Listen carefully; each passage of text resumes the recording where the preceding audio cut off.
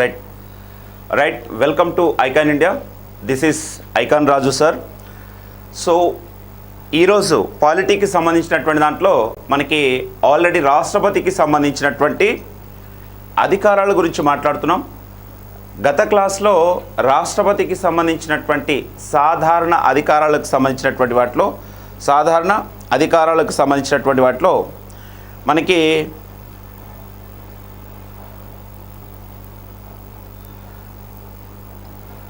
సాధారణ అధికారాల్లో మనకి కార్యనిర్వహణాధికారాలు, శాసనాధికారాలు, ఆర్థిక అధికారాలు, వీటో అధికారాలు, అదేవిధంగా న్యాయ అధికారాలు, సైనిక అధికారాలు, దౌత్యాధికారాలు. సో వీటికి సంబంధించినటువంటి వాటిలో మనకి ఆల్రెడీ గత క్లాసుకి సంబంధించినటువంటి వాటిలో మనం రాష్ట్రపతికి సంబంధించినటువంటి కార్యనిర్వహణ అధికారాల గురించి చూసాం, శాసన అధికారాల గురించి చూసాం, ఆర్థిక అధికారాల గురించి చూసాం. కానీ ఈ రోజుకు సంబంధించినటువంటి క్లాస్లో రాష్ట్రపతికి సంబంధించినటువంటి వీటో అధికారాల గురించి చూద్దాం. వీటో అధికారాలు.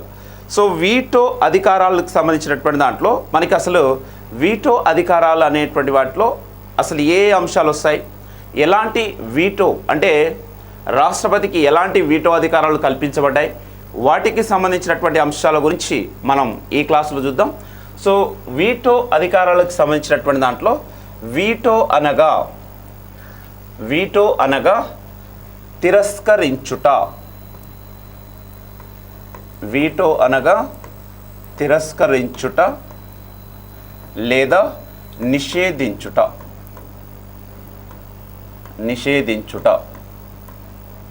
తిరస్కరించుట లేదా నిషేధించుట అని చెప్తున్నాం. సో ఇక్కడ వీటో అనున్నది లాటిన్ భాషా పదము.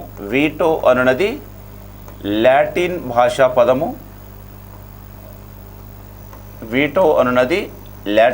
పదము. సో ఇక్కడ వీటోను ఆంగ్లంలో ఫార్బిడ్ అంటారు. వీటోను ఆంగ్లంలో ఫార్బిడ్ అంటాం. మరి వీటోకు సంబంధించినటువంటి దాంట్లో వాస్తవానికి రాజ్యాంగం అమల్లోకి వచ్చిన తర్వాత భారత రాష్ట్రపతికి వీటో పవర్స్ అనేటువంటిది కల్పించబడింది. సో ఇక్కడ వీటో పవర్స్ అనేటువంటి వాటికి సంబంధించిన దాంట్లో అనగా కేంద్ర మంత్రిమండలి లేదా పార్లమెంట్ ఆమోదించి పంపినటువంటి బిల్లులని రాష్ట్రపతి ఆమోదించవచ్చును, తిరస్కరించవచ్చును, పునర్పరిశీలనకు పంపించవచ్చును, లేదా ఏ నిర్ణయము తెలియజేయకుండా తన వద్దే అంటిపెట్టుకొని ఉండవచ్చును అనేటువంటి దాన్ని తెలియజేస్తుంది. అంటే రాష్ట్రపతికి సంబంధించినటువంటి దాంట్లో మనకి వీటో పవర్స్ ఎన్ని ఉన్నాయంటే 4 రకాలైనటువంటి. సో ఇక్కడ ప్రస్తుతం వీటో అనేటువంటి అంశాన్ని బట్టి రాష్ట్రపతి 4 రకాల నిర్ణయాలు తీసుకోవచ్చు. 1 ఆమోదించవచ్చును, అదేవిధంగా రెండోది ఏం చెప్తున్నాము, తిరస్కరించవచ్చును.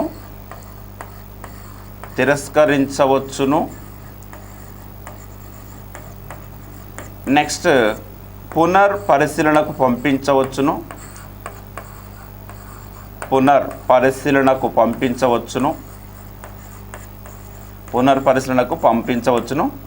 నెక్స్ట్ 4వది ఏ నిర్ణయము తీసుకోకుండా, ఏ నిర్ణయము తెలియజేయకుండా తన వద్దే అంటిపెట్టుకొని ఉండవచ్చు. అయితే ఇక్కడ మనం ఏమంటున్నాము, ఆర్టికల్ 79 అనేటువంటిది మనకి దేన్ని తెలియజేస్తుందండి, ఆర్టికల్ 79 పార్లమెంట్ యొక్క నిర్మాణం గురించి తెలియజేస్తుంది. సో పార్లమెంట్ అనగా రాజ్యసభ, లోక్సభ, రాష్ట్రపతులతో కలిపి ఏమని పిలుస్తాం, పార్లమెంట్ అని పిలుస్తాం. అయితే వాస్తవానికి మనకి ఇక్కడ రాజ్యసభ, లోక్సభ యొక్క ప్రధానమైనటువంటిది బిల్లులను ఆమోదించడం. ఇప్పుడు ఈ బిల్లు చట్టంగా మారాలి అంటే సో ఇక్కడ ఎవరి యొక్క ఆమోదం తప్పనిసరి? ఆర్టికల్ 111 ప్రకారం రాష్ట్రపతి యొక్క ఆమోదం తప్పనిసరి. కాబట్టి ఇప్పుడు రాష్ట్రపతి ఏం చేయొచ్చు అనేటువంటిది మనం చూడాలి. అంటే ఉభయ సభలు ఆమోదించినటువంటి బిల్లులు చట్టంగా మారాలి అంటే రాష్ట్రపతి యొక్క ఆమోదం తప్పనిసరి అంటున్నాం. కానీ ఈ విధంగా ఉభయ సభలు ఆమోదించి పంపినటువంటి బిల్లులని రాష్ట్రపతి ఆమోదించవచ్చును, తిరస్కరించవచ్చును, పునర్పరిశీలనకు పంపించవచ్చును, ఏ నిర్ణయాన్ని తెలియజేయకుండా తన వద్దే అంటిపెట్టుకొని ఉండవచ్చును అని చెప్తున్నాం. తన వద్దే అంటిపెట్టుకొని ఉండవచ్చును అని చెప్తున్నాం. కాబట్టి సో ఇక్కడ పార్లమెంట్లోని ఉభయ సభలు లేదా కేంద్ర మంత్రి మండలి ఆమోదించి పంపినటువంటి బిల్లులని రాష్ట్రపతి సో ఈ 4 రకాలైనటువంటి అంశాలను తెలియజేయడానికి అవకాశం ఉంటుంది. అయితే ఇక్కడ 1976లో 42వ రాజ్యాంగ సవరణ చట్టం ద్వారా 42వ రాజ్యాంగ సవరణ చట్టం ద్వారా ఇందిరాగాంధీ ప్రభుత్వం ఏం చేసిందంటే కేంద్ర మంత్రి మండలి ఆమోదించి పంపినటువంటి బిల్లులని రాష్ట్రపతి తప్పనిసరిగా ఆమోదించాలి అనే అంశాన్ని చేర్చింది. అంటే అర్థం ఏంటి? ఇక్కడ రాష్ట్రపతి అనేటువంటి వ్యక్తి 1976 కంటే ముందు 4 రకాలైనటువంటి ఆప్షన్స్ కలిగి ఉండేవాడు. ఆమోదించవచ్చని చెప్పాము, తిరస్కరించవచ్చని చెప్పాము, పునర్పరిశీలనకు పంపించవచ్చును, ఏ నిర్ణయము తెలియజేయకుండా తన వద్దే అంటిపెట్టుకొని ఉండవచ్చు. కానీ 1976లో చేసిన 42వ రాజ్యాంగ సవరణ ద్వారా రాష్ట్రపతికి ఉన్నటువంటి 4 రకాలైనటువంటి ఆప్షన్స్ తొలగిపోయాయి. అయితే ప్రస్తుతం రాష్ట్రపతి ఎన్ని రకాలైనటువంటి వీటో పవర్స్ని కలిగి ఉన్నారనేటువంటి చూద్దాం. ప్రస్తుతం రాష్ట్రపతి 3 రకాలైనటువంటి వీటో అధికారులను కలిగి ఉన్నారు. ఒకటి అబ్సల్యూట్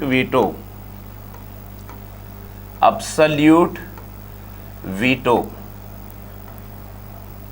రెండోది సస్పెన్సివ్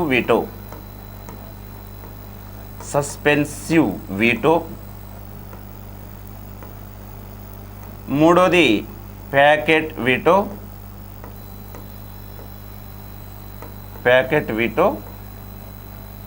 సో ఇక్కడ 4వది క్వాలిఫైడ్ వీటో అని ఉంటుంది. ఇది భారత రాష్ట్రపతికి లేదండి. క్వాలిఫైడ్ వీటో భారత రాష్ట్రపతికి లేదు. కేవలం భారత రాష్ట్రపతి ఎన్ని రకాలైనటువంటి వీటో అధికారులను కలిగి ఉన్నారంటే కేవలం 3 రకాలైనటువంటి వీటో అధికారులను కలిగి ఉన్నారు. అందులో మొదటిది అబ్సల్యూట్ వీటో, రెండోది సస్పెన్సివ్ వీటో అండ్ మూడోది ప్యాకెట్ వీటో. ప్రస్తుతం క్వాలిఫైడ్ వీటో అనేటువంటిది భారత రాష్ట్రపతికి లేదు. కేవలం ఈ క్వాలిఫైడ్ వీటో అనేటువంటిది అమెరికా అధ్యక్షుడికి మాత్రమే ఉంటుంది. కాబట్టి సో ఒక్కొక్క వీటో పవర్స్. అయితే ఇక్కడ చిన్న క్వశ్చన్, వాస్తవానికి మొట్టమొదటిసారిగా ఏదైతే మనం వీటో అంటున్నామో ఈ వీటో అనేటువంటి పవర్స్ గురించి మనకి మొట్టమొదటిసారిగా స్వాతంత్ర్యానికంటే ముందు బ్రిటిష్ వారు భారతదేశాన్ని పరిపాలిస్తున్నటువంటి కాలంలో బెంగాల్ గవర్నర్ జనరల్కి వీటో పవర్స్ కల్పించిందండి. బెంగాల్ గవర్నర్ జనరల్కి అది 1793 చార్టర్ చట్టం ప్రకారం సో ఈ వీటో పవర్స్ ఎవరు కల్పించిందంటే బెంగాల్ గవర్నర్ జనరల్కి. అంటే 1793 చార్టర్ చట్టం ప్రకారం బెంగాల్ గవర్నర్ జనరల్కి కల్పించబడినటువంటి వీటో అనేటువంటి పవర్స్ ఏవైతే ఉన్నాయో ఆ వీటో పవర్స్నే స్వాతంత్ర్య అనంతరం భారత రాజ్యాంగంలో ఎవరికి కల్పించబడ్డాయంటే రాష్ట్రపతికి కల్పించబడ్డాయి. కాబట్టి ప్రస్తుతం రాష్ట్రపతికి సంబంధించినటువంటి దాంట్లో ఎన్ని రకాలైన వీటో పవర్స్ ఉన్నాయంటే 3 రకాలైనటువంటి వీటో పవర్స్ని కలిగి ఉంటారు. సో ఒకటి అబ్సల్యూట్ వీటో, రెండోది సస్పెన్సివ్ వీటో, మూడోది ప్యాకెట్ వీటో, నాలుగోది క్వాలిఫైడ్ వీటో అని చెప్తాం. కానీ క్వాలిఫైడ్ వీటో అనేటువంటిది భారత రాష్ట్రపతికి లేదు. కేవలం అమెరికా అధ్యక్షుడికి మాత్రమే క్వాలిఫైడ్ వీటో అనేటువంటిది ఉంటుంది.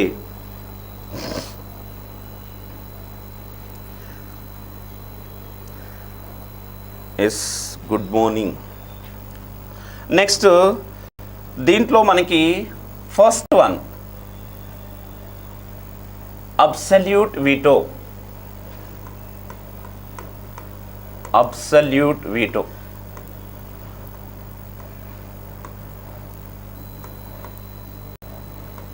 Absolute veto. సో అసలు అబ్సల్యూట్ వీటో అంటే ఏంటి అంటే, ఇక్కడ అబ్సల్యూట్ వీటో అనగా సాధారణంగా కేంద్ర మంత్రిమండలి కానీ లేదా పార్లమెంట్ ఆమోదించి రాష్ట్రపతికి పంపించినటువంటి బిల్లులని రాష్ట్రపతి కారణంతో కానీ కారణం లేకుండా కానీ తిరస్కరించుటనే అబ్సల్యూట్ వీటో అంటారండి. అబ్సల్యూట్ వీటో అంటాం. మళ్ళొకసారి చూడండి, కేంద్ర మంత్రిమండలి లేదా పార్లమెంట్ ఆమోదించి పంపినటువంటి బిల్లులు, ఎవరికి? రాష్ట్రపతికి పంపినటువంటి బిల్లులను రాష్ట్రపతి కారణంతో కానీ కారణం లేకుండా కానీ తిరస్కరించుటనే అబ్సల్యూట్ వీటో అంటాం. అబ్సల్యూట్ వీటో అంటే కారణం లేదా కారణం లేకుండా తిరస్కరించుటనే ఏమంటారంటే అబ్సల్యూట్ వీటో అంటాం. Absolute veto. కాబట్టి సో ఇక్కడ అబ్సల్యూట్ వీటోకి సంబంధించినటువంటి దాంట్లో మనకి ఇప్పటివరకు అబ్సల్యూట్ వీటోని వినియోగించుకున్నటువంటి రాష్ట్రపతులు ఎవరో చూద్దాం.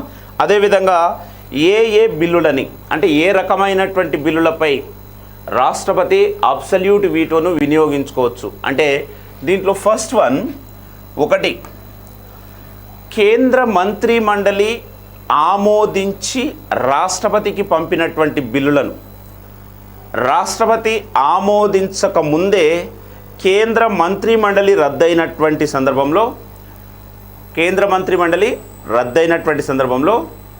నూతనంగా ఏర్పాటు చేయబడినటువంటి మంత్రి మండలి ఆ బిల్లులను ఆమోదించవద్దని రాష్ట్రపతిని కోరినటువంటి సందర్భంలో రాష్ట్రపతి అబ్సల్యూట్ వీటోను వినియోగించుకుంటారు. మళ్ళొకసారి చూడండి, కేంద్ర మంత్రి మండలి ఆమోదించి రాష్ట్రపతికి పంపినటువంటి బిల్లుల సందర్భంలో రాష్ట్రపతి ఆమోదించక ముందే కేంద్ర మంత్రి మండలి రద్దయినటువంటి సందర్భంలో నూతనంగా ఏర్పడినటువంటి మంత్రి మండలి ఆ బిల్లులను ఆమోదించవద్దని రాష్ట్రపతి కోరినటువంటి సందర్భంలో రాష్ట్రపతి అబ్సల్యూట్ వీటోను వినియోగించుకుంటారని చెప్తున్నాం. ఫర్ ఎగ్జాంపుల్ ఉదాహరణ చూడండి, ప్రస్తుతం నరేంద్ర మోడీ ప్రభుత్వాన్నే తీసుకుందాం. నరేంద్ర మోడీ ప్రభుత్వానికి సంబంధించిన దాంట్లో కేంద్ర క్యాబినెట్ ఆమోదించి రాష్ట్రపతికి ఒక బిల్లును పంపించింది. ఇప్పుడు కేంద్ర క్యాబినెట్ అనేటువంటిది ఆమోదించి రాష్ట్రపతికి పంపించినటువంటి సందర్భంలో రాష్ట్రపతి ఆమోదించక ముందే మంత్రిమండలి అనేటువంటిది రద్దయిందండి. అంటే Narendra Modi and with cabinet అనేటువంటి రద్దయిపోయింది. సో నెక్స్ట్ ఎన్నికలు జరిగాయి. ఎన్నికల అనంతరం నూతనంగా ఏర్పడినటువంటి ప్రభుత్వం అండ్ నూతన మంత్రిమండలి అనేటువంటిది ఏర్పాటు చేశారు. ఆ మంత్రిమండలి ఏం చేయొచ్చు? నరేంద్ర మోడీ నేతృత్వంలోని కేంద్ర క్యాబినెట్ ఆమోదించి మీకు పంపినటువంటి బిల్లులని మీరు దాన్ని తిరస్కరించండి లేదా ఆమోదించకండి అని కోరినటువంటి సందర్భంలో రాష్ట్రపతి ఏం చేయొచ్చు? దానిని రిజెక్ట్ చేయొచ్చు. కాబట్టి దాన్ని రిజెక్ట్ చేశారంటే ఏ వీటో అంటారంటే దాన్నే అబ్సల్యూట్ వీటో అంటాం. అంటే కేంద్ర మంత్రి మండలి ఆమోదించి రాష్ట్రపతికి పంపినటువంటి బిల్లుల విషయంలో రాష్ట్రపతి ఆమోదించక ముందే మంత్రి మండలి కనుక రద్దయితే నూతనంగా ఏర్పడినటువంటి మంత్రి మండలి గత మంత్రి మండలి చేసినటువంటి బిల్లులను ఆమోదించవద్దని కోరినటువంటి సందర్భంలో రాష్ట్రపతి ఏం చేయొచ్చు? అబ్సల్యూట్ వీటోను వినియోగించుకోవచ్చును. అబ్సల్యూట్ వీటోను వినియోగించుకోవచ్చు.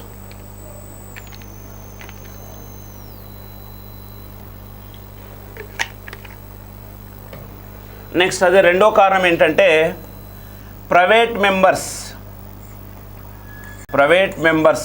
ప్రవేశపెట్టినటువంటి బిల్లులు ఉభయ సభలలో ఆమోదం పొంది రాష్ట్రపతికి పంపించినటువంటి సందర్భంలో ఈ ప్రైవేట్ మెంబర్ ప్రవేశపెట్టినటువంటి బిల్లుల విషయంలో రాష్ట్రపతి అబ్సల్యూట్ వీటోను వినియోగించుకోవచ్చు. అంటే ఉభయ సభల యొక్క ఆమోదం పొంది రాష్ట్రపతి యొక్క ఆమోదానికి వెళ్ళినటువంటి సందర్భంలో రాష్ట్రపతి ఏం చేయొచ్చు అంటే ఈ ప్రైవేట్ మెంబర్స్ బిల్లుల విషయంలో అబ్సల్యూట్ వీటోను వినియోగించుకోవచ్చును. అంటే ప్రైవేట్ మెంబర్స్ అంటే ఎవరని చెప్తాం? ఇక్కడ మంత్రులు కాకుండా ఇతర పార్లమెంట్ సభ్యులు ప్రవేశపెట్టినటువంటి బిల్లులనే ప్రైవేట్ బిల్లులు అంటారండి. మంత్రులు కాకుండా ఇతర పార్లమెంట్ సభ్యులు ప్రవేశపెట్టేటటువంటి బిల్లులనే ప్రైవేట్ బిల్లులు అంటారు. ఈ విధంగా ప్రైవేట్ బిల్లుల విషయంలో ఉభయ సభలు ఆమోదించి రాష్ట్రపతికి పంపించినటువంటి సందర్భంలో రాష్ట్రపతి ప్రైవేట్ మెంబర్ బిల్లుల విషయంలో ఎలాంటి వీటోను వినియోగించుకుంటారంటే అబ్సల్యూట్ వీటోను వినియోగించుకుంటారు. కాబట్టి ఈ రెండు కారణాలు, ఒకటి మంత్రి మండలికి సంబంధించినటువంటిది, రెండోది ప్రైవేట్ మెంబర్స్ ప్రవేశపెట్టినటువంటి బిల్లులు. కాబట్టి వీటికి సంబంధించి మనకి రాష్ట్రపతి అబ్సల్యూట్ వీటోను వినియోగించుకోవచ్చు అని చెప్తున్నాం. నెక్స్ట్, మరి ఇప్పటివరకు అబ్సల్యూట్ వీటోను వినియోగించుకున్నటువంటిది రాష్ట్రపతులు ఎవరంటే, ఒకటి 1954లో పెప్సు బిల్లు విషయంలో, PEPSU Patiala east Punjab state union bill ఇది. సో ఈ బిల్లు విషయంలో నాటి రాష్ట్రపతిగా ఉన్నటువంటి డాక్టర్ బాబు రాజేంద్ర ప్రసాద్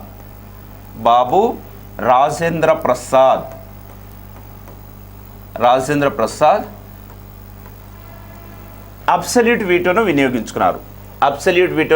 వినియోగించుకున్నారు. అదేవిధంగా 1991లో ఆర్ వెంకట్రామన్ రాష్ట్రపతిగా ఉంటారు. ఆర్ వెంకట్రామన్. సో ఈ ఆర్ వెంకట్రామన్ అనేటువంటి వ్యక్తి ఈ మన పార్లమెంట్ సభ్యులకు సంబంధించిన జీతభత్యాలు, అలవెన్స్లకు సంబంధించినటువంటి బిల్లుల విషయంలో అబ్సల్యూట్ వీటోను వినియోగించుకున్నారు. కాబట్టి ఇప్పటివరకు అబ్సల్యూట్ వీటోను వినియోగించుకున్నటువంటి రాష్ట్రపతులు ఎవరు అంటే, సో ఇప్పటివరకు అబ్సల్యూట్ వీటోను వినియోగించుకున్నటువంటి రాష్ట్రములు ఇద్దరేనండి. వారిలో ఒకరు బాబు రాజేంద్ర ప్రసాద్, రెండో వ్యక్తి ఆర్ వెంకట్రామన్. అయితే ఇక్కడ మనకు రెండో విషయం ఏంటంటే, ఇక్కడ ఆర్టికల్ 201 ప్రకారం రాష్ట్ర శాసనసభ ఆమోదించినటువంటి బిల్లులను గవర్నర్కు పంపించినప్పుడు గవర్నర్ ఆ బిల్లుపై ఏవైనా సందేహం కలిగితే రాష్ట్రపతి యొక్క పరిశీలనకు పంపించవచ్చును. ఇప్పుడు రాష్ట్రపతి యొక్క పరిశీలనకు పంపించినప్పుడు రాష్ట్రపతి ఆ బిల్లులను ఆమోదించవచ్చు, తిరస్కరించవచ్చు, లేదా వాటిని ఏం చేయొచ్చు, పునర్పరిశీలనకు పంపించవచ్చు. అయితే ఇక్కడ ఎన్నిసార్లు పునర్పరిశీలనకు పంపించవచ్చు అంటే ఎన్నిసార్లైనా పునర్పరిశీలనకు పంపించవచ్చు. కాబట్టి సో ఇక్కడ మనకి వీటికి సంబంధించింది ఏది, రాష్ట్ర శాసనసభ ఆమోదించి గవర్నర్కు పంపించినటువంటి బిల్లులను గవర్నర్ ఆమోదించకుండా రాష్ట్రపతి యొక్క పరిశీలనకు పంపించవచ్చును. ఏ ఆర్టికల్ ప్రకారం? 201 ప్రకారం. కాబట్టి ఈ విధంగా రాష్ట్ర గవర్నర్ పంపించినటువంటి బిల్లులను గవర్నర్ ఆమోదించవచ్చు, లేదా తిరస్కరించవచ్చు, పునర్పరిశీలనకు పంపించవచ్చును. కాబట్టి అబ్సల్యూట్ వీటోకు సంబంధించినటువంటి దాంట్లో ఇప్పటివరకు అబ్సల్యూట్ వీటోను వినియోగించుకున్నటువంటి రాష్ట్రపతులకు సంబంధించినటువంటి దాంట్లో బాబు రాజేంద్ర ప్రసాద్, ఆర్ వెంకట్రామన్. అయితే 1976లో 42వ రాజ్యాంగ సవరణ చట్టం ద్వారా ఇందిరాగాంధీ ప్రభుత్వం ఏం చేసిందంటే, కేంద్ర మంత్రి మండలి ఆమోదించి పంపినటువంటి బిల్లులను రాష్ట్రపతి తప్పనిసరిగా ఆమోదించాలి అనే నియమాన్ని చేర్చింది. అంటే ఇక్కడ రాష్ట్రపతి అనేటువంటి వ్యక్తి వీటో పవర్స్ని వినియోగించుకోకూడదు. ఖచ్చితంగా మంత్రి మండలి చేసినటువంటి సిఫార్సులని రాష్ట్రపతి ఆమోదించాల్సిందే అని 42వ రాజ్యాంగ సవరణ చట్టం ద్వారా చేర్చారు. అయితే 1978లో 44వ రాజ్యాంగ సవరణ చట్టం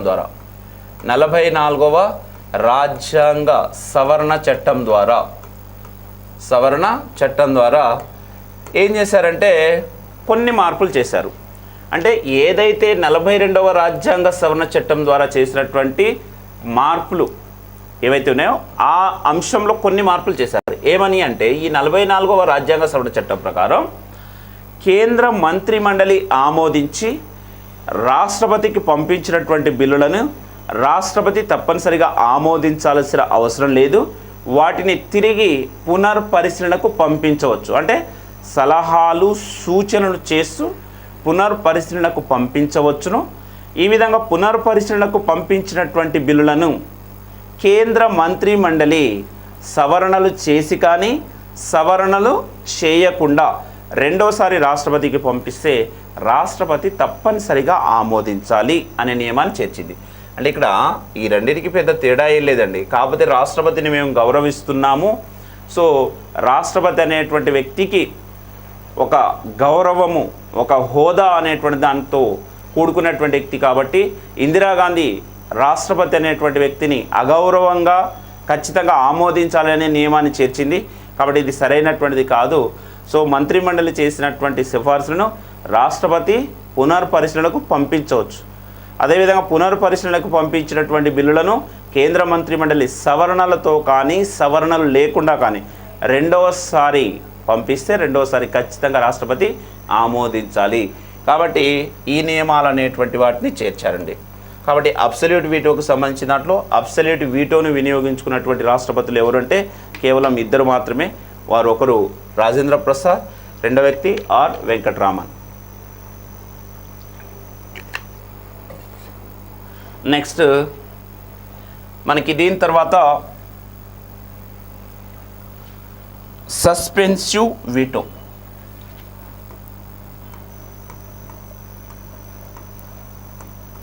సస్పెన్సివ్ వీటో. సో సస్పెన్సివ్ వీటోకి సంబంధించినటువంటి దాంట్లో మనకి కేంద్ర మంత్రి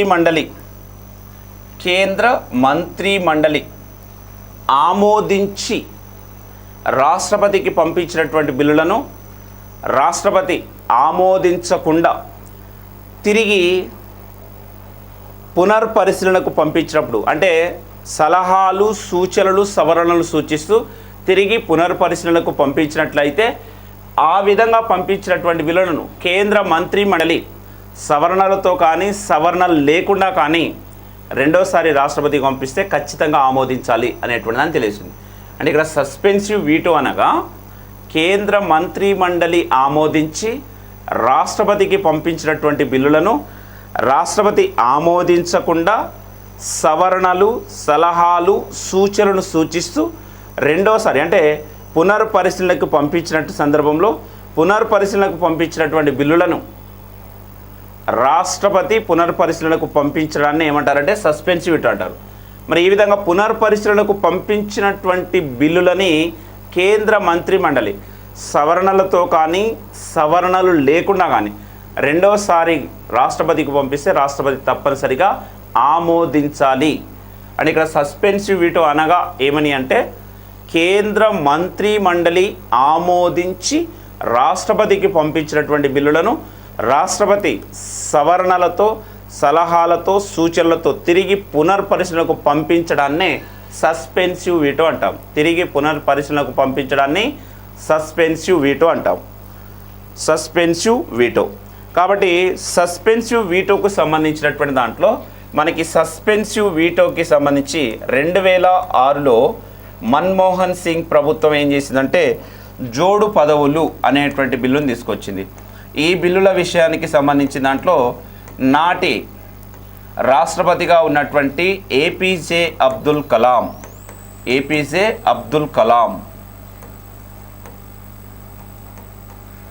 కలాం మనకి సస్పెన్సివ్ వీటోని వినియోగించుకున్నారు. కాబట్టి సస్పెన్సివ్ వీటోని వినియోగించుకున్నటువంటి రాష్ట్రపతి ఎవరంటే ఏపీజే అబ్దుల్ కలాం అని చెప్తాం. జోడు పదవుల బిల్లుల విషయంలో కాబట్టి ఇక్కడ సస్పెన్సివ్ వీటో అంటే కేంద్ర మంత్రి మండలి ఆమోదించి రాష్ట్రపతికి పంపించినటువంటి బిల్లులను రాష్ట్రపతి ఆమోదించకుండా సవరణలు సలహాలు సూచనలు చేస్తూ తిరిగి పునర్పరిశీలనకు పంపించడాన్నే సస్పెన్సివ్ వీటో అంటాం. కాబట్టి సస్పెన్సివ్ వీటోని వినియోగించుకున్నటువంటి రాష్ట్రపతి ఏపీజే అబ్దుల్ కలాం. నెక్స్ట్ అదేవిధంగా మనకి ప్యాకెట్ వీటో.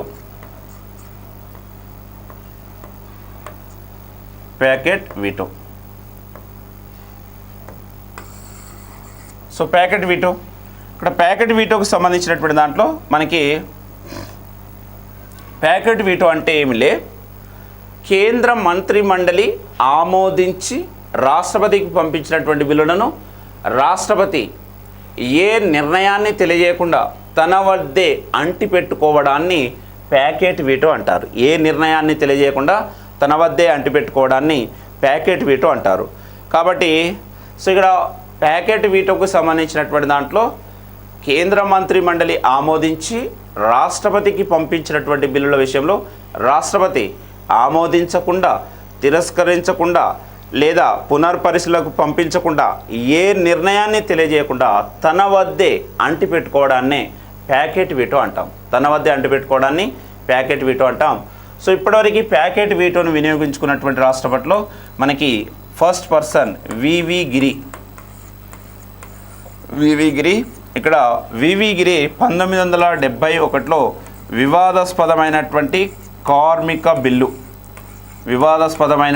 కార్మిక బిల్లు విషయంలో ప్యాకెట్ వీటోను వినియోగించుకున్నారు. నెక్స్ట్ అదేవిధంగా జ్ఞాని జైల్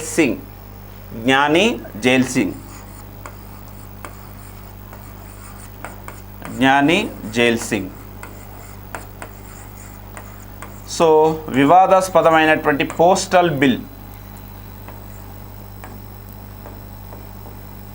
బిల్ విషయంలో ఇక్కడ జ్ఞాని జైల్ సింగ్ మనకి ప్యాకెట్ వీటోను వినియోగించుకున్నారు. కాబట్టి ఇప్పటివరకు ప్యాకెట్ వీటోను వినియోగించినటువంటి రాష్ట్రపతులకు సంబంధించినటువంటి దాంట్లో మనకి వివి గిరి అండ్ జ్ఞాని జైల్ సింగ్.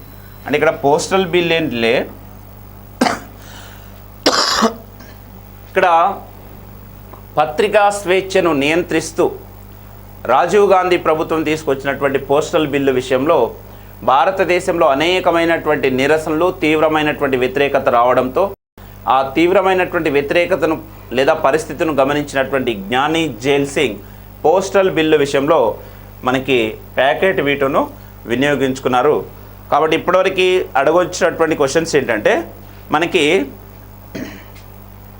ఇక్కడ ఫస్ట్ వన్ అబ్సల్యూట్ వీటోను వినియోగించుకున్న రాష్ట్రపతులు ఎవరైనా అడగొచ్చు, Rajendra Prasad R Venkataraman. Next suspensive వీటోను వినియోగించుకున్నటువంటి రాష్ట్రపతి అబ్దుల్ కలాం. ప్యాకెట్ వీటోను వినియోగించుకున్నటువంటి రాష్ట్రపతిలో వివి గిరి, జ్ఞాని జైల్ సింగ్. వివి గిరి ఏమో వివాదాస్పదమైనటువంటి కార్మిక బిల్లు విషయంలో, జ్ఞాని జైల్ సింగ్ ఏమో వివాదాస్పదమైనటువంటి పోస్టల్ బిల్లు విషయంలో. కాబట్టి ఇక్కడ పోస్టల్ బిల్లులకు సంబంధించినటువంటి దాంట్లో ఇది మనకి రాష్ట్రపతికి సంబంధించినటువంటి వీటో పవర్స్. అయితే నెక్స్ట్ క్వాలిఫైడ్ వీటో అంటున్నాం. ఈ క్వాలిఫైడ్ వీటో అనేటువంటిది ఇక్కడ క్వాలిఫైడ్ వీటో అనేటువంటిది భారత రాష్ట్రపతికి లేదండి, ఇది కేవలం అమెరికా అధ్యక్షుడికి మాత్రమే ఉంటుంది. కాబట్టి దీని గురించి మనకు అవసరం లేదు. సో ఇవి రాష్ట్రపతికి సంబంధించినటువంటి వీటో పవర్స్. సో వీటో పవర్స్కి సంబంధించినటువంటి దాంట్లో వీటో అనగా తిరస్కరించుట లేదా నిషేధించుట. వీటో అనేటువంటి పదము లాటిన్ భాషా పదము. నెక్స్ట్ వీటోని ఆంగ్లంలో ఫార్బిడ్ అంటాము. సో ప్రస్తుతం కేంద్ర మంత్రి మండలి లేదా పార్లమెంట్ ఆమోదించి పంపినటువంటి బిల్లుల విషయంలో రాష్ట్రపతి ఆమోదించవచ్చు, తిరస్కరించవచ్చు, పునర్పరిశీలనకు పంపించవచ్చు, లేదా ఏ నిర్ణయాన్ని తెలియజేయకుండా తన వద్దే అంటిపెట్టుకొని ఉండవచ్చునని తెలియజేస్తున్నాం. అయితే ఇక్కడ వీటోకి సంబంధించినటువంటి దాంట్లో absolute veto, next suspensive veto, packet veto, ఈ 3 రకాలైనటువంటి వీటో అధికారాలు భారత రాష్ట్రపతికి ఉన్నాయి. సో ఇవి వీటో పవర్స్ అండి. ఇక నెక్స్ట్ దీని తర్వాత మనకి న్యాయ అధికారాలు, రాష్ట్రపతికి సంబంధించినటువంటి న్యాయ అధికారాలు. సో ఇక్కడ న్యాయ అధికారాలకు సంబంధించిన దాంట్లో ఆర్టికల్ 72 ప్రకారం రాష్ట్రపతి 5 రకాలైనటువంటి న్యాయాధికారాలను కలిగి ఉంటారు. 5 రకాల న్యాయ అధికారాలను కలిగి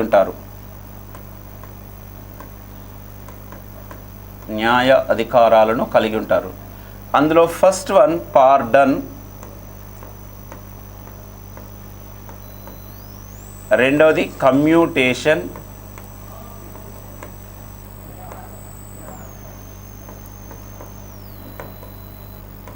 3 రెమిషన్,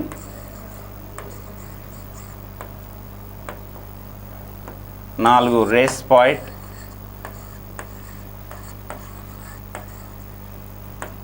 5వది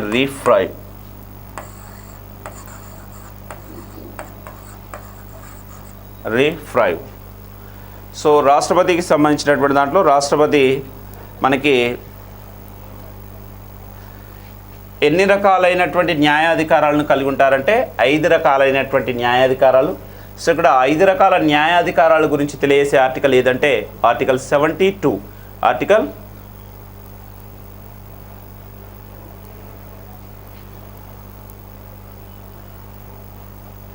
సో ఇక్కడ మనకి న్యాయాధికారాలకు సంబంధించినటువంటి దాంట్లో 5 రకాలైనటువంటి న్యాయాధికారాలను కలిగి ఉంటారు.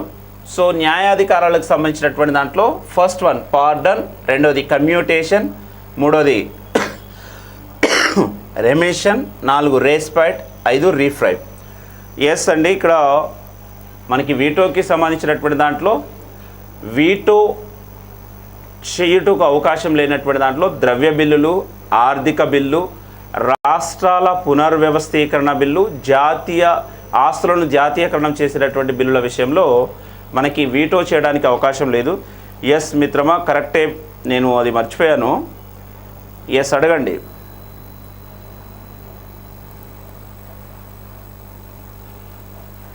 లేదండి. సో ఇక్కడ చూడండి, వీటో పవర్స్ సంబంధించినటువంటి దాంట్లో రాష్ట్రపతి వీటో చేయడానికి అవకాశం లేనటువంటి బిల్లుల విషయంలో ఒకటి ద్రవ్య బిల్లు, రెండోది ఆర్థిక బిల్లు, మూడోది రాష్ట్రాల పునర్వ్యవస్థీకరణ బిల్లు, 4వది ఆస్తులను జాతీయకరణం చేసేటటువంటి బిల్లులు. నెక్స్ట్ అదేవిధంగా 5వది రాజ్యాంగ సవరణ బిల్లుల విషయంలో రాష్ట్రపతి వీటో పవర్స్ని వినియోగించుకోరాదు. సో మళ్ళొకసారి చెప్తున్నాను, ద్రవ్య బిల్లుల విషయంలోనూ, ఆర్థిక బిల్లుల విషయంలోనూ, రాష్ట్రాల పునర్వ్యవస్థీకరణ బిల్లుల విషయంలోనూ, ఆస్తులను జాతీయకరణం చేసేటటువంటి బిల్లుల విషయంలోనూ, రాజ్యాంగ సవరణ బిల్లుల విషయంలో రాష్ట్రపతి వీటో పవర్స్ని వినియోగించుకోకూడదు. ఓకేనా అండి? రైట్. సో ఇక్కడ న్యాయాధికారాల గురించి మాట్లాడుతున్నాం. సో న్యాయాధికారాలకు సంబంధించిన దాంట్లో ఆర్టికల్ 72 ప్రకారం రాష్ట్రపతి 5 రకాలైనటువంటి న్యాయాధికారాలను కలిగి ఉంటారు. సో ఒకటి పార్డన్, రెండోది కమ్యూటేషన్, మూడోది రెమిషన్, 4 రెస్పైట్, 5వది రీఫ్రైవ్. 5 రకాలైనటువంటి న్యాయాధికారాలను రాష్ట్రపతి కలిగి ఉంటారు. 5 రకాలైనటువంటి న్యాయాధికారాలను రాష్ట్రపతి కలిగి ఉంటారు. సో దీంట్లో ఫస్ట్ వన్ పార్డన్.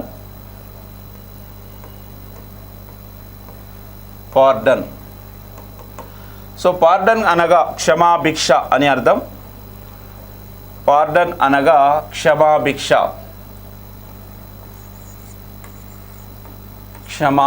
అని అర్థం. పార్డన్ అనగా క్షమాభిక్ష అని అర్థం. సో ఇక్కడ ఉన్నత న్యాయస్థానాలు విధించినటువంటి ఏ రకమైనటువంటి శిక్షలనైనా రద్దు చేయడాన్నే పార్డన్ అంటారు. అంటే ఉన్నత న్యాయస్థానాలు విధించినటువంటి మరణశిక్ష కావచ్చు, లేదా యావజ్జీవ కారాగార శిక్ష కావచ్చు, లేదా ఏదైనా కావచ్చు. సో ఏ రకమైనటువంటి శిక్షలనైనా పూర్తిగా రద్దు చేయడాన్నే పార్డన్ అంటాం. పార్డన్ అంటే క్షమించి వదిలివేయడాన్ని. ఈ పార్డన్ అనేటువంటి న్యాయాధికారం కేవలం రాష్ట్రపతికి మాత్రమే ఉంటుందండి. రాష్ట్రపతికి మాత్రమే ఉంటుంది. అంటే భారత గవర్నర్కి మరణశిక్షను రద్దు చేసేటటువంటి అధికారం లేదు. కాబట్టి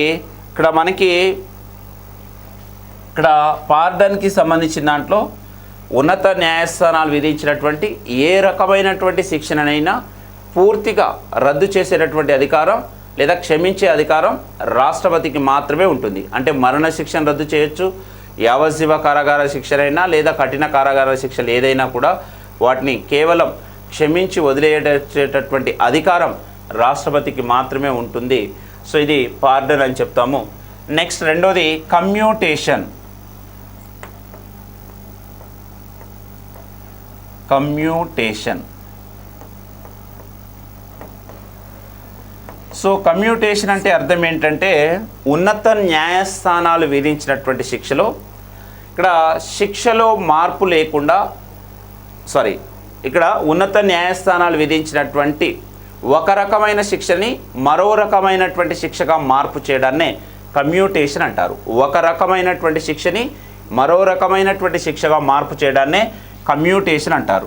అంటే ఉన్నత న్యాయస్థానాలు విధించినటువంటి ఒక రకమైనటువంటి శిక్షని మరో రకమైనటువంటి శిక్షగా, ఒక రకమైనటువంటి శిక్షని మరో రకమైనటువంటి శిక్షగా మార్పు చేయడాన్ని కమ్యూటేషన్ అంటాం. అంటే ఇక్కడ కమ్యూటేషన్కి సంబంధించిన దాంట్లో ఫర్ ఎగ్జాంపుల్ ఉన్నత న్యాయస్థానం మరణశిక్ష విధించింది. ఆ మరణశిక్షను కాస్త యావజ్జీవ కారాగార శిక్షగా మార్చేయచ్చు, లేదా యావజ్జీవ కారాగార శిక్ష విధిస్తే దానిని 14 సంవత్సరాలకు 7 సంవత్సరాలకు 10 సంవత్సరాలకు తగ్గించవచ్చు. అంటే ఉన్నత న్యాయస్థానాలు విధించినటువంటి ఒక రకమైనటువంటి శిక్షని మరో రకమైనటువంటి శిక్షగా మార్పు చేయడాన్ని కమ్యూటేషన్ అంటాం. ఫర్ ఎగ్జాంపుల్ ఇక్కడ చూడండి,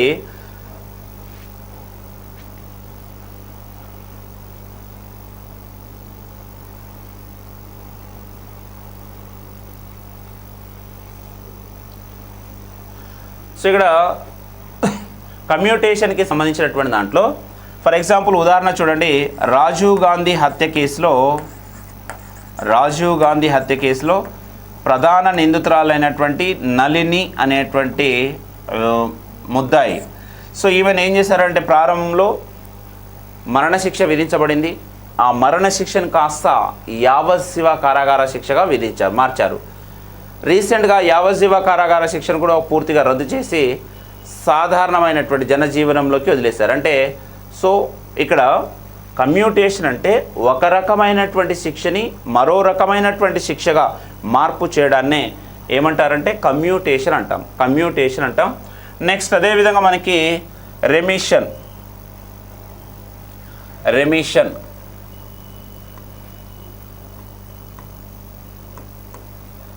రెమిషన్. సో రెమిషన్కి సంబంధించినటువంటి దాంట్లో ఉన్నత న్యాయస్థానాలు విధించినటువంటి శిక్షకు సంబంధించినటువంటి దాంట్లో ఇక్కడ శిక్షలో మార్పు లేకుండా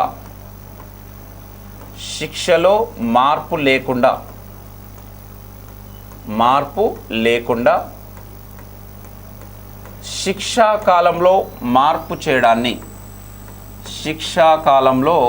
మార్పు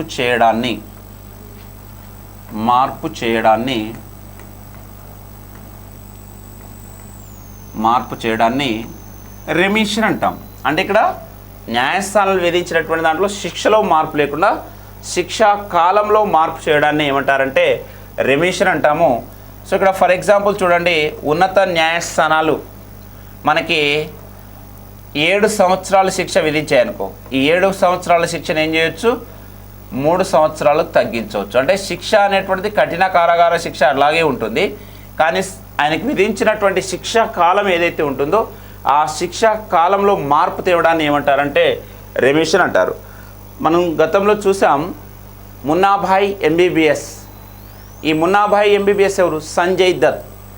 సంజయ్ దత్కి సంబంధించినటువంటి విషయంలో అతనికి గతంలో ముంబై అల్లర్లతో సంబంధం ఉన్నట్టుగా నిరూపితమైనటువంటి సందర్భంలో బాంబే హైకోర్టు అతనికి 5 సంవత్సరాల కఠిన కారాగార శిక్ష విధించింది. ఎన్ని సంవత్సరాలండి? 5 సంవత్సరాలు. అయితే ఈ సంజయ్ దత్కి సంబంధించిన విషయంలో అయితే ఇతనికి విధించినటువంటి శిక్ష 5 సంవత్సరాలు, కానీ ఈయన క్షమాభిక్ష కోరాడు. దీంతో నాటి గవర్నర్గా ఉన్నటువంటి మహారాష్ట్ర గవర్నర్గా ఉన్నటువంటి విద్యాసాగర్ ఏం చేశారంటే ఇతనికి విధించినటువంటి బాంబే హైకోర్టు విధించినటువంటి 5 సంవత్సరాల శిక్షా కాలాన్ని 3 సంవత్సరాలకు తగ్గించారు. అంటే ఇక్కడ శిక్షా కాలంలో మార్పు జరిగింది, కానీ అతనికి ఉన్నటువంటి కఠిన కారాగార శిక్ష అనేటువంటిది అలాగే ఉంది. కాబట్టి ఇక్కడ ఏంటి ఖచ్చితంగా ఏమంటున్నాము అంటే రెమిషన్ అంటే ఏం చెప్పాలి మనం?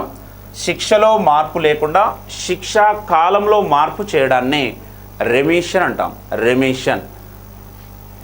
Next respite.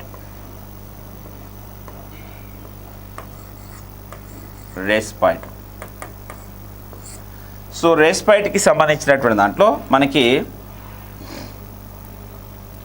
దీనికి రివర్స్, ఇక్కడ శిక్ష కాలంలో మార్పు లేకుండా, శిక్షా కాలంలో మార్పు లేకుండా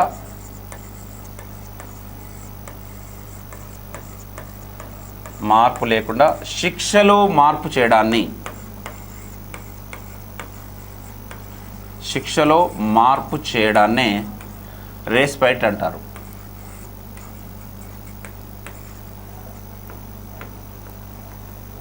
శిక్షా కాలంలో మార్పు లేకుండా శిక్షలో మార్పు చేయడాన్నే రెస్పైట్ అంటాం. అంటే ఇక్కడ ఉన్నత న్యాయస్థానాలు 7 సంవత్సరాలు లేదా 10 సంవత్సరాలు కఠిన కారాగార శిక్ష విధించారు. కానీ ఆ కఠిన కారాగార శిక్ష అనేటువంటి ఏదైతే ఉందో దాంట్లో కాస్త సులభతరమైనటువంటిగా మార్పు చేయడం. అంటే శిక్షా కాలంలో మార్పు లేకుండా శిక్షలో మార్పు చేయడాన్ని ఏమంటారంటే రెస్పైట్ అంటాం. మరి దీనికి సంబంధించినటువంటి దాంట్లో మనకి ఫర్ ఎగ్జాంపుల్ మరి ఈ అవకాశం లేదా ఈ రకమైనటువంటి క్షమాభిక్ష ఎవరికి కల్పిస్తారంటే, ఒకటి దీర్ఘకాలిక వ్యాధిగ్రస్తుల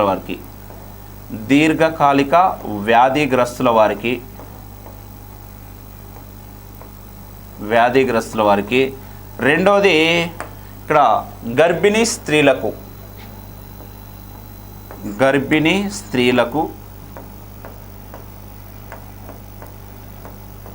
నెక్స్ట్ అదేవిధంగా మూడోది గర్భిణీ స్త్రీలకు, నెక్స్ట్ మతి స్థిమితం కోల్పోయినటువంటి ఖైదీలకి,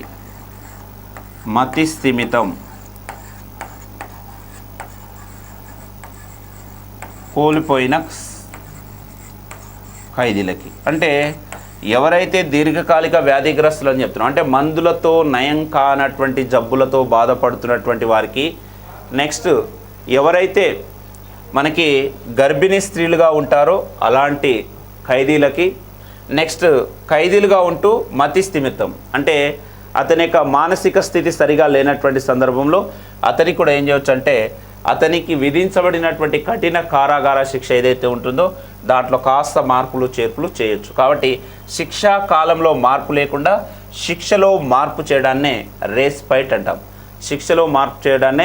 రెస్పైట్ అంటాము.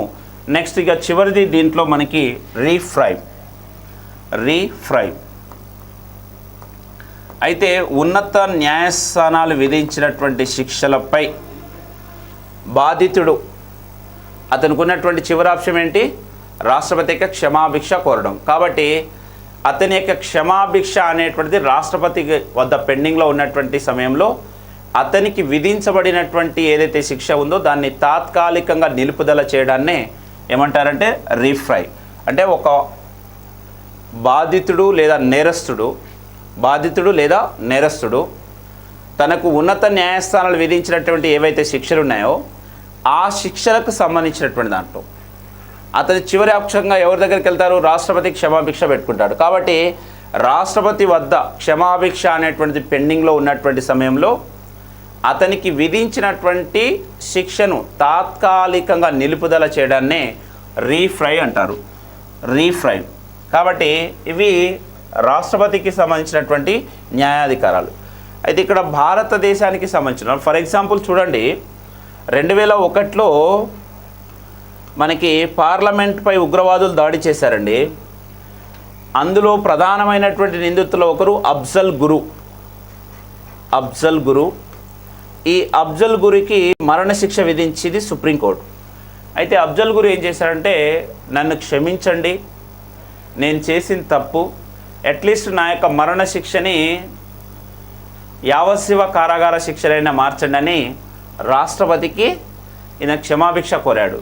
సో అలా క్షమాభిక్ష కోరినటువంటి సందర్భంలో అతనికి విధించినటువంటి ఏదైతే మరణశిక్ష ఉందో ఆ మరణశిక్షను ఏం చేశారు? తాత్కాలికంగా నిలుపుదల చేశారు. అంటే తాత్కాలికంగా నిలుపుదల చేయడాన్ని ఏమంటామంటాం? రీఫ్రైవ్ అంటాం. అంటే ఒక నేరస్తుడికి లేదా ఒక ఖైదీకి విధించినటువంటి శిక్షను ఆ శిక్ష అనేటువంటి దానిపై అతను రాష్ట్రపతికి క్షమాభిక్ష కోరినటువంటి సందర్భంలో ఆ శిక్షను తాత్కాలికంగా నిలుపుదల చేయడాన్నే రీఫ్రైవ్ అంటారు. రీఫ్రైవ్. కాబట్టి ఇక్కడ ఆర్టికల్ 72 ప్రకారం రాష్ట్రపతి ఎన్ని రకాలైనటువంటి న్యాయాధికారాలను కలిగి ఉంటారంటే 5 రకాలని. అదేవిధంగా ఆర్టికల్ 161 ప్రకారం గవర్నర్ కూడా 5 రకాలైనటువంటి న్యాయ అధికారాలను కలిగి ఉంటారు. గవర్నర్ కూడా 5 రకాలైనటువంటి న్యాయాధికారాలను కలిగి ఉంటాడు. కాబట్టి సో ఈ 5 రకాల న్యాయాధికారాలను రాష్ట్రపతితో సమానమైనటువంటి న్యాయాధికారాలను గవర్నర్ కూడా కలిగి ఉంటారు. కానీ ఇక్కడ గవర్నర్ అనేటువంటి వ్యక్తికి 2 విషయాల్లో మాత్రమే అధికారాలు ఉండవు. ఒకటి, మరణశిక్షను రద్దు చేసే అధికారం గవర్నర్కి లేదు. మరణశిక్షను రద్దు చేయు అధికారం గవర్నర్కి లేదు. రెండోది, సైనిక న్యాయస్థానాలు విధించినటువంటి శిక్షల విషయంలో సైనిక న్యాయస్థానాలు విధించినటువంటి శిక్షల విషయంలో గవర్నర్ జోక్యం చేసుకోరాదు. ఈ 2 మినహాయిస్తే మిగిలినటువంటి అన్ని సందర్భాలలో కూడా రాష్ట్రపతితో సమానమైనటువంటి న్యాయాధికారాలని గవర్నర్ కలిగి ఉంటారు అని చెప్పొచ్చు. అయితే భారతదేశంలో మనకి ఇక్కడ అఫ్జల్ గురు ఉన్నాడు కదా, అఫ్జల్ గురు ఉరితీత పేరు అఫ్జల్ గురు ఉరితీత పేరు operation triple star. Operation triple star. Operation triple star. Next Kasab ఉరితీత పేరు ఆపరేషన్ ఎక్స్. కసబ్ ఈ మన ముంబైకి సంబంధించిన తాజ్ హోటల్పై దాడి చేసినటువంటి దాంట్లో పాకిస్తాన్కి చెందినటువంటి ఉగ్రవాది కసబ్. సో ఇతన్ని కూడా ఉరితీశారు. ఇతని యొక్క ఉరితీత పేరే ఆపరేషన్ ఎక్స్. అదే అఫ్జల్ గురు ఉరితీత పేరు ఆపరేషన్ ట్రిపుల్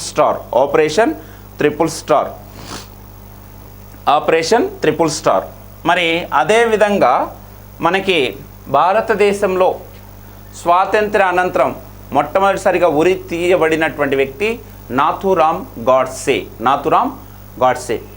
స్వాతంత్ర్య అనంతరం ఉరి తీయబడినటువంటి మొదటి పర్సన్, భారతదేశంలో ఉరి తీయబడినటువంటి మొదటి పర్సన్ నాథూరామ్ గాడ్సే అని చెప్తాం. నెక్స్ట్ అదేవిధంగా మనకి అతి త్వరలోనే ఉరికంబం ఎక్కబోతున్నటువంటి తొలి మహిళ ఎవరు అంటే షబ్నామ్ అంటాం. భారతదేశ చరిత్రలోనే అతి త్వరలో ఉరికంబం ఎక్కబోతున్నటువంటి తొలి మహిళ షబ్నామ్. సో ఈమె యూపీకి చెందినటువంటి వ్యక్తి. సో అదేవిధంగా భారతదేశ చరిత్రలోనే తొలిసారిగా ఒక మహిళ ఉరి తీయబడబోతున్నటువంటి మహిళ పేరు షబ్నామ్ అని చెప్తున్నాం. సో ఇక్కడ షబ్నామ్కి సంబంధించి మనకి కాస్త తెలుసా ఏమన్నా? ఎవరు ఈ షబ్నామ్?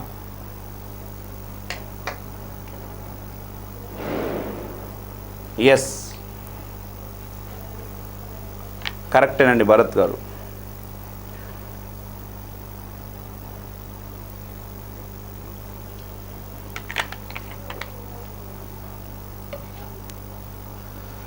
ఎస్, ఇక్కడ షబ్నామ్కి సంబంధించిన దాంట్లో ఇక్కడ షబ్నామ్ అనేటువంటి మహిళ అంటున్నాం కదా. ఎవరి షబ్నామ్ అంటే మనకి షబ్నామ్ గురించి కాస్త చూద్దాం. ఈ షబ్నామ్ అండ్ సలీం. సో షబ్నామ్, సలీం అయితే వాస్తవానికి షబ్నామ్ యూపీలో ఉన్నటువంటి మథురా ఉంది కదా, ఆ మథురాకు సంబంధించినటువంటి ఆమె. సో మథురా డిస్టిక్కి సంబంధించింది. So Shabnam well educated. తను చదివింది డబుల్ పీజీ ఎంఏ కోర్సులకు సంబంధించిన దాంట్లో ఎంఏ ఇంగ్లీష్, అదేవిధంగా ఎంఏ జియోగ్రఫీ. ఈ రెండింటి కోర్సులో మాస్టర్ కోర్స్ చేస్తుంది అండ్ బీఎడ్ కూడా చేసి ఉంటుంది. ఎవరు అంటే మన షబ్నామ్. ఈ షబ్నామ్ ఏం చేస్తుందంటే ఇలా ఉన్నత విద్యావంతురాలైనటువంటి షబ్నామ్ తను బీఎడ్ చేస్తుంది. అదేవిధంగా ప్రభుత్వ ఉద్యోగాన్ని కూడా సాధిస్తుంది. ప్రభుత్వ ఉద్యోగం అంటే టీచర్ ఉద్యోగం. అయితే ఇక్కడ చిన్న ఫ్లాష్ బ్యాక్ ఆమె అలా రోజు కాలేజీకి వెళ్తున్నటువంటి క్రమంలో ఒక మెకానికల్గా ఉన్నటువంటి సలీంతో పరిచయం ఏర్పడుతుంది. సలీంతో అయితే ఈ సలీంతో పరిచయం ఏర్పడినటువంటి సందర్భంలో అది కాస్త ప్రేమగా మారుతుంది. ఆ ప్రేమగా మారినటువంటి సందర్భంలోనే సో వీళ్ళిద్దరూ కూడా వెల్ సెటిల్ కావాలని అనుకుంటారు. అయితే ఇక్కడ షబ్నామ్కి ఇంట్లో సంబంధాలు చూస్తూ ఉంటారు. ఈ షబ్నామ్ ఏం చేస్తుందంటే ఎన్ని సంబంధాలు వచ్చినా కూడా వాటన్నిటిని కూడా రిజెక్ట్ చేస్తుంది. అయితే ఒకరోజు చెప్పేస్తుంది, నేను సలీం అనేటువంటి వ్యక్తి, నేను సింపుల్గా చెప్తున్నా, ఇక్కడ మొత్తం చెప్పట్లే, జస్ట్ మామూలుగా. అయితే ఈ సలీం అనేటువంటి వ్యక్తిని ప్రేమించా అంటది. సరే అనుకుంటారు ఈ పేరెంట్స్. మరి సలీంకి సంబంధించిన డీటెయిల్స్ తెలుసుకుంటారు. అయితే ఇక్కడ ముస్లిమ్సే, కానీ ముస్లిమ్స్లో కూడా తెగలుంటాయి కదా, సున్నీ అండ్ సియా. అయితే ప్లస్ అదేవిధంగా మనోడు చదివింది ఎంత, 7th క్లాస్. ఈ 7th క్లాస్ చదువుతూ బైక్ మెకానికల్కి సంబంధించినటువంటి వ్యక్తి ఇతను, మెకానికల్. అయితే ఇదంతా చూసినటువంటి పేరెంట్స్కి నచ్చలేదు. దీంతో సలీంతో నీకు సంబంధం అనేటువంటి సెట్ కాదంటారు. దీంతో ఇక షబ్నామ్ ఏం చేస్తుందంటే, మరి ఎలా అంటే ఖచ్చితంగా నేను సలీంనే చేసుకుంటానంటది. కానీ షబ్నామ్ యొక్క పేరెంట్స్ రిజెక్ట్ చేస్తారు. దీంతో ఈమె ఇంట్లో బంధిస్తారు. అలా బంధించినటువంటి క్రమంలోనే ఈమె యొక్క ఆలోచనలో మార్పులు వచ్చేస్తాయి. నేను సలీం లేని జీవితాన్ని ఊహించుకోలేను, కాబట్టి నాకు సలీం అనేటువంటి వాడు కావాలి అనుకుంటారు. కానీ ఆ విధంగా ఆలోచిస్తున్నటువంటి క్రమంలోనే ఇప్పుడు చిన్నగా మన సినిమా స్టోరీ లాగా ఉంటుంది. షబ్నామ్ పేరెంట్స్ని అగ్రీ చేస్తుంది. సో మీరు చేసినటువంటి సంబంధమే నేను చేసుకుంటాను, బట్ నా యొక్క ప్రభుత్వ ఉద్యోగానికి నేను ఖచ్చితంగా వెళ్ళాలి, కాబట్టి సో ఇకపై మీ ఇష్టం అనగానే పేరెంట్స్ నమ్మేస్తారు, షబ్నామ్కి వదిలేస్తారు. దీంతో షబ్నామ్లో ఆలోచనలు స్టార్ట్ అవుతాయి. ఒరే సలీం, నువ్వు లేని జీవితాన్ని నేను ఊహించలేకపోతున్నాను, కాబట్టి మనమిద్దరం ఏదో ఒకటి చేయాలి అనుకుంటే ఏం చేస్తావంటే, ఒకరోజు ఆ ఐడియా వస్తుంది షబ్నామ్కి. ఒకరోజు పాయసం అదంతా వండేసి ఆ పాయసంలో విషాన్ని కల్పిస్తుంది. ఆ విషాన్ని కలిపేసి ఇంట్లో పేరెంట్స్తో పాటు వాళ్ళ యొక్క బ్రదర్ అండ్ వదిన చిన్నపిల్లలు ఉంటారు, వాళ్ళందరికీ కూడా విషంతో కలిపిన పాయసం ఇచ్చేస్తుంది. ఆ పాయసాన్ని తిన్నటువంటి వారు అన్కాన్షియస్, స్పృహ కోల్పోతారు. ఇంతలో సలీం వస్తాడు. ఇద్దరు కలిసి వాళ్ళందరినీ కూడా హత్య చేస్తారు. అయితే హత్య చేసిన తర్వాత వీళ్ళిద్దరూ ఆ ఇంటికి తాళం వేసి వెళ్ళిపోయిన తర్వాత ఈ షబ్నామ్ అండ్ సలీం పారిపోతారు కదా. అయితే 2 రోజులు 3 రోజుల తర్వాత ఇంట్లో నుంచి స్మెల్ రావడం, చుట్టుపక్కల వారు పోలీసులకు కంప్లైంట్ చేయడం, ఇక షబ్నామ్పై అనుమానంతో షబ్నామ్ని ఇంట్రాగేట్ చేయడం, పట్టుకుంటాం. ఇక్కడ షబ్నామ్ని అరెస్ట్ చేసిన తర్వాత ఇక్కడ మెడికల్ పరమైనటువంటి చెకప్కి వెళ్ళినప్పుడు అప్పటికే ఆమె ప్రెగ్నెన్సీతో ఉంటారు. అయితే ఈ ప్రెగ్నెన్సీ విషయం ఎక్కడ బయటపడుతుందని వీళ్ళందరినీ హత్య చేశారని చెప్తుంది. సో పరువు పోతుందని. కానీ ఎప్పటికీ జరిగిందంతా చేసిన తర్వాత షబ్నామ్ని అరెస్ట్ చేస్తారు, సలీంని అరెస్ట్ చేస్తారు. సో ఇద్దరు కూడా అరెస్ట్ అయిన తర్వాత మథురా కోర్టులో హాజరుపరుస్తారు. అలా మథురా కోర్టులో హాజరుపరిచినప్పుడే ఇక్కడ షబ్నామ్కి మథురా కోర్టు క్షమించరాని నేరం చేశావు, కాబట్టి ఖచ్చితంగా మరణశిక్ష నీకు సరైనటువంటిదని ఇస్తుంది. అలా మథురా కోర్టు నుంచి అలహాబాద్ కోర్టుకి, అలహాబాద్ కూడా దాన్ని సమర్థించడం తీవ్రంగా. తర్వాత సుప్రీంకోర్టు కూడా దాన్ని మరణశిక్ష సరైనటువంటి శిక్ష అని దాన్ని ఆమోదించడం. దాంతో ప్రణబ్ ముఖర్జీ రాష్ట్రపతిగా ఉంటారు. రాష్ట్రపతి వద్ద క్షమాభిక్ష కోరడం, దాన్ని కూడా రాష్ట్రపతి రిజెక్ట్ చేయడం. సో ఇదంతా నేను సింపుల్గా చెప్పాను. ఇది పెద్ద స్టోరీ ఉంటుంది ఇది. అయితే ఇదంతా స్టోరీ కావాలి అంటే మీరు నెట్లో కొట్టారనుకో అదంతా వస్తుంది. ఇప్పుడు ఈ షబ్నామ్ని అతి త్వరలోనే ఉరితీతకు సంబంధించిన ఏర్పాట్లు మన మథురా కోర్టులో జరుగుతున్నాయి. కాబట్టి భారతదేశ చరిత్రలోనే తొలి మహిళగా రికార్డులోకి ఎక్కింది షబ్నామ్. అంటే ఎన్ని